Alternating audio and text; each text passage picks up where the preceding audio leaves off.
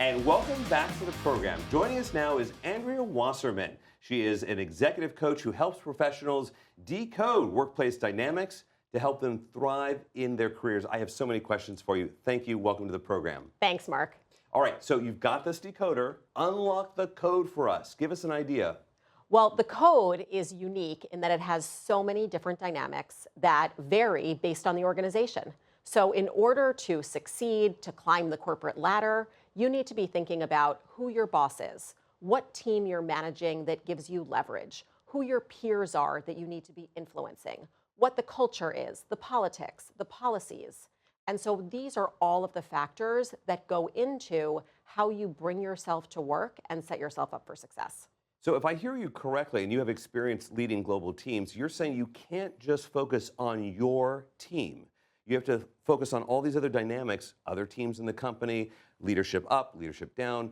It's not just about you and your little team. It's not just about you. It's not just about your little team. The key takeaway is that you need to be able to lead via influence across all functional areas in the company, up, down, around, 360 degrees. That's a lot to keep track of, especially as the dynamics in a company or organization changes. You're trying to manage your team, but you're saying it's kind of required these days. It is absolutely required. Companies are more global, more challenged, more dynamic than ever before.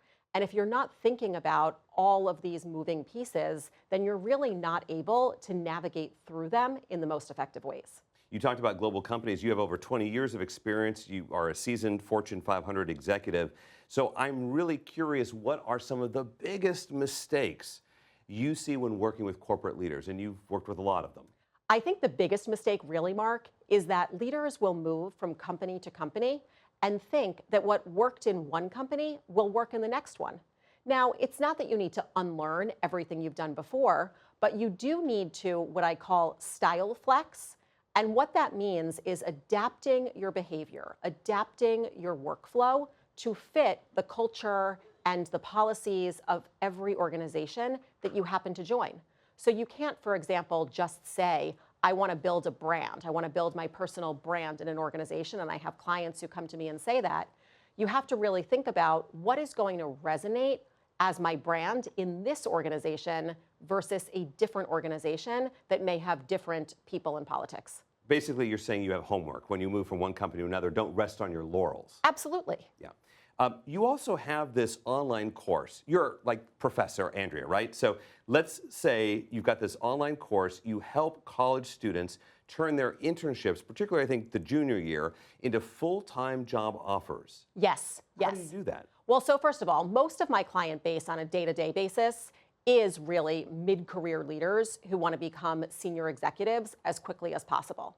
But yes, there is this gap for college students where, for all of the value of universities, they're not teaching students how to show up in the workplace and succeed, let alone become senior executives.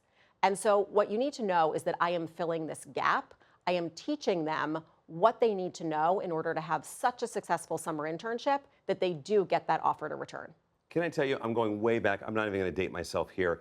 You know, I felt there was a lack of support for me getting the internship, but then what do I do with this internship? Like, I'm in the middle of a newsroom in a major market in America. It was a springboard for my journalism career, but how do I take advantage of it? Am I supposed to be networking? Am I supposed to just do my job? I feel like there needs to be some support, a coach, to say, here's how you can make the most of it, and here's how you can use it as a springboard. Definitely. And by the way, you mentioned, are you supposed to just do your job? The key takeaway is that you are never just supposed to do your job, no matter what level you're at in an organization. And yes, that is something that interns certainly don't know. And so we're talking about exactly that. We're talking about what it means to build executive presence, how you go about managing your boss, which people don't realize they even need to be thinking about. Professor Wasserman, let me ask you our final question. I've got 30 seconds left here. What is one piece of advice? You've seen all these leaders around the world. You've led teams, Fortune 500 companies. You've been part of them. What is one piece of advice you can give those mid-level rising leaders and executives so that they can climb the rungs on that ladder? It really is. I'll use what I just said as a springboard. Doing your job is not enough. Influence is what gets you to the next level. Andrea Wasserman, Professor Andrea Wasserman, thank you so much for joining us. Thanks again, Mark. And we'll be right back.